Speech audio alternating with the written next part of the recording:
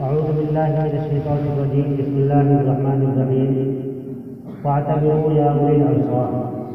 صدق الله العظيم.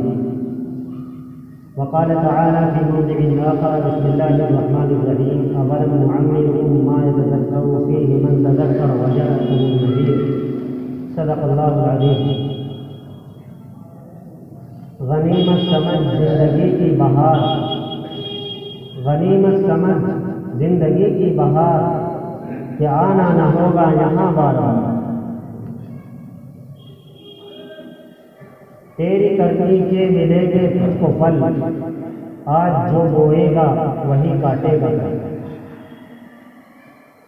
میرے محترم بزرگوں، بھائیوں،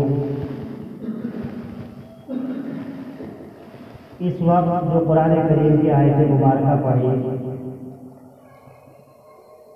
اس میں اللہ تبارک و تعالیٰ فرماتے ہیں: اے عقل مندو، اے انسانوں کی جماعت، سمجھ بوجھ حاصل کرو. اور دوسری آیت مبارکہ پڑھی، اس میں اللہ تبارک و تعالیٰ فرماتے ہیں انسان کو مخاطب کرتے ہیں: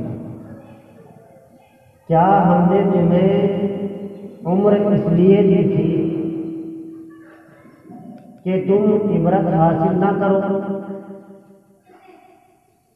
اور تمہارے پاس ڈرانے والے بھیجے تھے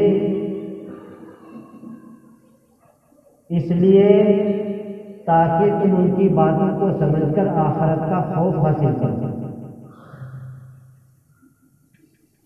اس آیت مبارکہ سے اللہ تبارک و تعالیٰ سارے انسانوں کو اور دنیا میں بسنے والے ایک ایک انسان کو یہ پیغام دینا چاہتے ہیں کہ انسانوں اپنی اور وقت کی قدر کو پہچانیں.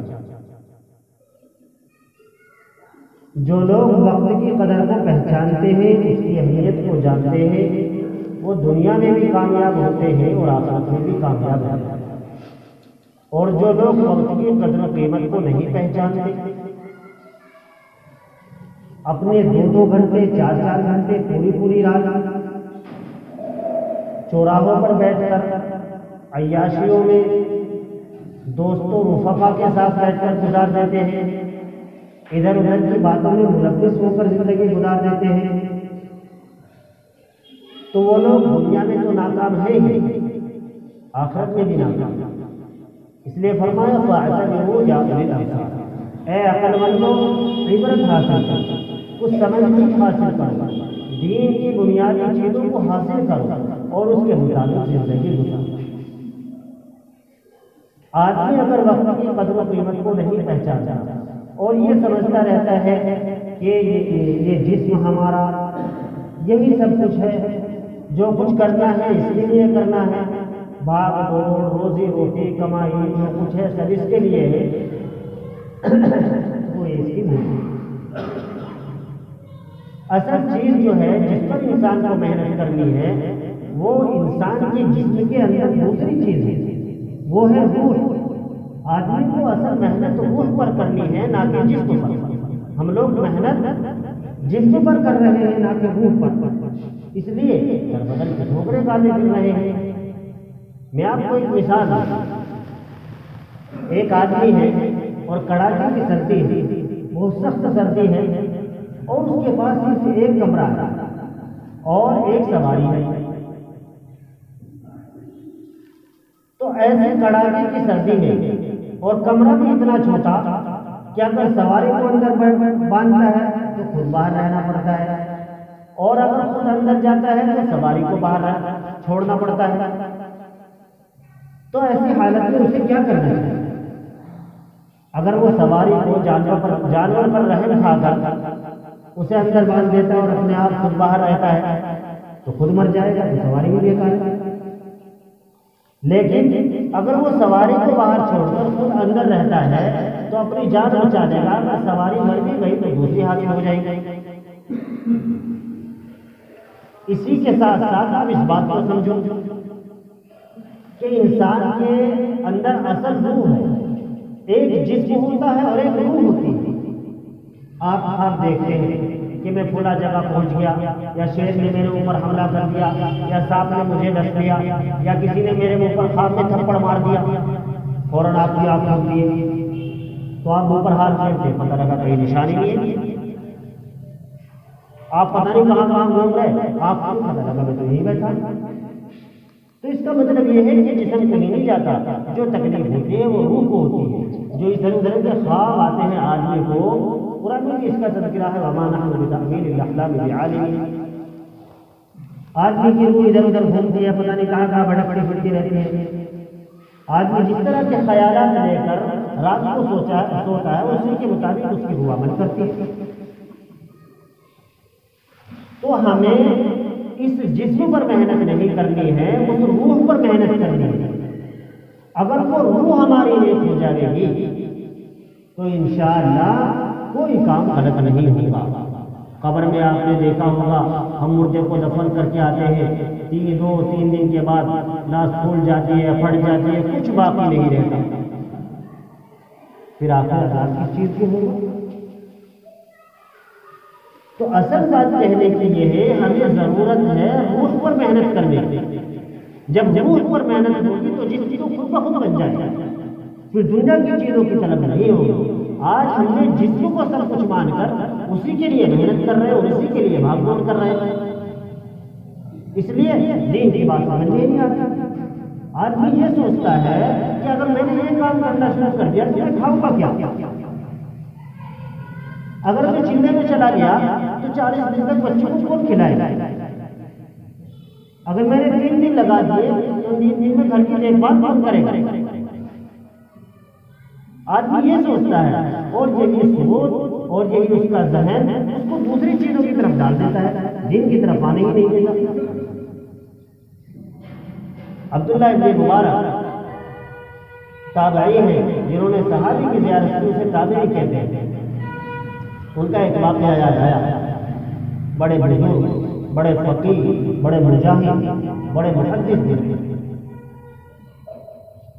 مگر بہت مالدار آدمی، بہت مالدار، ان کے سیبوں کے بعد، اور جب سیب کا موسم آتا اپنے دوست، بڑے لوگوں کے دوست احباب بھی زیادہ ہی ہوتے ہیں، تو اپنے دوست احباب کو لے کر باغ کے اندر چلے جاتے، وہیں گانا بجانا، رقص و سرور، اور وہیں مجلسیں لگتی، کھانا پینا جو کچھ ہوتا تھا کرتے، خود بھی گانا بجانا اچھا جانتے تھے تو خود طبلہ بجاتے تھے، مگر اللہ جب نواز لے کے آتا ہے کہ وہ نواز لے کے آئے تو نواز دے زمانا۔ اللہ کو جب کسی کی زندگی سے محبت ہو جاتی ہے تو اس کی زندگی کے اندر ایسا بدلاؤ لاتے ہیں کہ آدمی کو یقین تک نہیں ہوتا۔ اس لیے کہا لئن شکرتم لازیدنکم ولئن کفرتم ان عذابی لشدید، اللہ نے جو تمہیں دیا ہے اس پر اس کا شکر ادا کرو، اگر ناشکری کرو گے تو اللہ وہ بھی نہیں دے گا، اس لیے شکر ادا کرتے رہو اور آگے بڑھتے رہو۔ اور شکر کی ادائیگی کا طریقہ یہ ہے کہ آدمی 5 وقت کی نماز پڑھے، نماز پڑھ کر اللہ کا شکر ادا کرے، اللہ تمہیں عبادت کی توفیق دی، اور جن نعمتوں کو آپ نے مجھے دیا ہے ان پر بھی میں آپ کا شکریہ ادا کرتا ہوں، اللہ میرے شکریہ کو قبول فرمائے۔ تو عبداللہ ابن مبارک رحمۃ اللہ علیہ کا واقعہ، وہ باغ میں بیٹھے ہیں، گانا بجا رہے ہیں، احباب بھی گا رہے ہیں، پینا ہو رہا ہے، اسی حالت میں آگ لگی، جو وہ بجانے کا جو گٹار وغیرہ اس وقت تو نہیں ہوتا تھا، اسی کی شکل کا دوسرا ہوتا تھا، وہ ان کے سینے پر گر گیا، یوں ہی آگ لگ گئی، آنکھ کھلی، خواب میں آنکھ کھلنے سے پہلے خواب میں دیکھا کہ کوئی آدمی سامنے کھڑا ہے اور کہہ رہا ہے عبداللہ کب تک یہی زندگی رکھو گے، کب تک اسی طرح وقت گزارتے رہو گے، یہ وقت آج ہے کل نہیں ہوگا، اپنی زندگی بدل لو اور پلٹ جاؤ واپس اس زندگی کی طرف جو اللہ نے تمہیں حقیقت میں دی ہے۔ کیا اب بھی وقت نہیں آیا کہ تم اپنی زندگی کے اندر تبدیلی پیدا کرو؟ اتنا کہنے کے بعد آنکھ کھلی، سامنے دیکھا کچھ نہیں، اٹھے، پھر وہ بجانے والا اٹھا کر بجانا شروع کیا تو بجنے کا نام ہی نہیں لیتا، دوبارہ شروع کیا، دوبارہ نہیں بجا، دوبارہ شروع کیا، دوبارہ نہیں بجا، 3 بار بجا کر تک گئے، 4تھی بار جب بجانا شروع کیا تو فوراً آواز آ رہی ہے قرآن پاک کی اس آیت کی، أَلَمْ يَأْنِ لِلَّذِينَ آمَنُوا أَن تَخْشَعَ قُلُوبُهُمْ لِذِكْرِ اللَّهِ وَمَا نَزَلَ مِنَ الْحَقِّ، اے ایمان والو کیا ابھی وہ وقت نہیں آیا کہ تمہارے دل اللہ کے ذکر کے لیے پسیج جائے اور جو حق بات اللہ نے قرآن میں نازل کی ہے اس کی طرف لوٹ آؤ؟ تو عبداللہ ابن مبارک یہ سننا تھا، فوراً کہنا شروع کر دیا، بلا یا رب قد آن، بلا یا رب قد آن، ہاں اے میرے رب کیوں نہیں، اب وقت آ گیا ہے ان ساری چیزوں کو پس پشت ڈال کر اور اسلام والی ایمان والی حقیقی زندگی کے اندر ہم داخل ہو جائیں۔ میرے بھائی عبداللہ ابن مبارک مسلمان تھے، مسلمان تھے وہ، مگر یہ دوست و احباب کا چکر، یہ مالداری، یہ تکبر پیدا کرتی ہے، یہ بڑا بننے پر آدمی کو مجبور کرتی ہے۔ بڑا آدمی ہو گیا، دوست و احباب کی کثرت ہو گئی، مجلسیں لگنی شروع ہو گئی اور اسی میں پھر آدمی اتنا آگے بڑھ جاتا ہے اسے فکر ہی نہیں رہتا کہ میں کہاں جا رہا ہے۔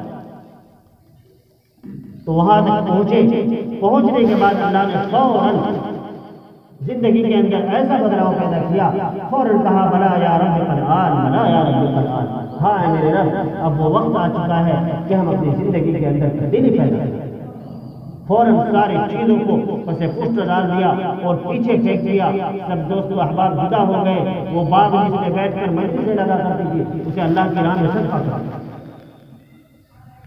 اور پھر اللہ نے اتنا نوازا، ایسا قبول کیا کہ وقت کے بڑے محدث، بڑے فقیہ، بڑے مجاہد اور بڑے صوفی ہوئے۔ آج بڑی بڑی کتابوں کے اندر بڑے بڑے واقعات عبداللہ ابن مبارک کے نام سے یاد کیے جاتے ہیں۔ میرے بھائیو ہمیں بھی اپنی زندگی کے اندر بدلاؤ کرنا ہوگا۔ ہم جو زندگی گزار رہے ہیں وہ حقیقی زندگی نہیں، ہم تو دیکھا دیکھی زندگی گزار رہے ہیں، ہماری زندگی اپنی نفسانی خواہش کے مطابق گزر رہی ہے کہ بھئی فلاں یہ کر رہا ہے چلو ہمیں بھی یہ کرنا، فلاں بھائی نے بال ایسے کٹوائے ہیں کہ بیچ میں کینچی بھی بنوا لی عیسائیوں کی طرح، میں بھی ایسے ہی کٹنگ کراؤں گا، کہاں کاٹتے ہیں ایسا نہیں بات، چاہے وہ 100-200 روپے لے لے کوئی بات نہیں۔ یہ ہے ہمارے ذہن، ہم غیروں کی چیزوں کو اور دنیا کی چیزوں کو بہت جلد قبول کرتے ہیں، ہمارے اوپر اثر بہت جلد پڑتا ہے، اور آخرت کی اور دین کی بات کا ہمارے اوپر اثر نہیں ہوتا۔ اس کی وجہ کہ دل ہمارے سیاہ ہو چکے ہیں، دنیا میں رنگ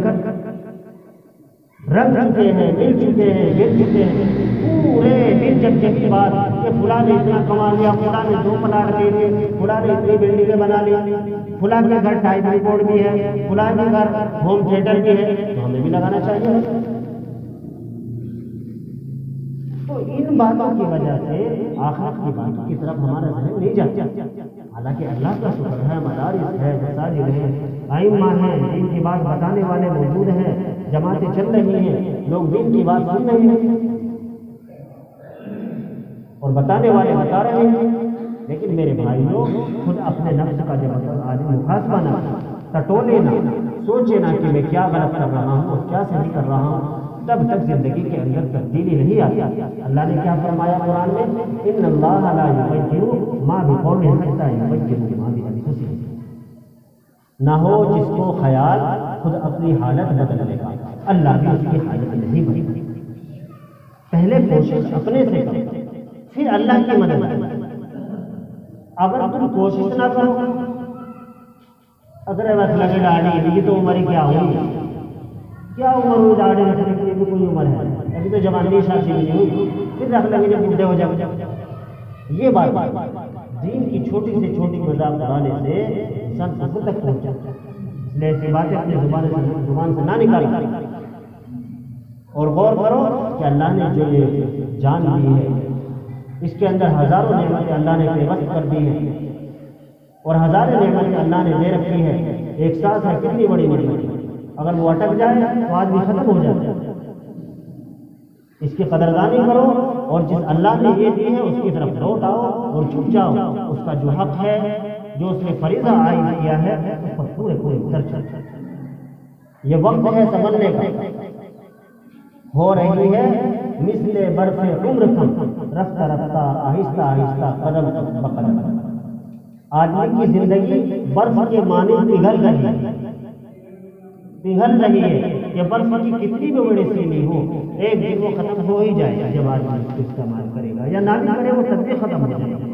ایسے ہی آدمی کی زندگی ہے، روز گھٹتی جا رہی ہے، گھٹتی جا رہی ہے، گھٹتی جا رہی ہے، اور آج دن وہ ختم۔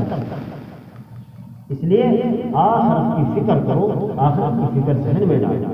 انشاءاللہ اگر اس کے مطابق زندگی کریں گے، گزاریں گے، تو اللہ کی طرف سے مدد ہے۔ انشاءاللہ ہم سب محنت کریں گے اپنے گھروں کو سدھارنے کی، اپنے آپ کی فکر لیں گے، اپنے بھائیوں کی فکر کر لیں گے، جو لوگ برائیوں برے کام کر رہے ہیں انہیں محبت سے پیار سے سمجھائیں گے انشاءاللہ۔ اللہ مجھے اور آپ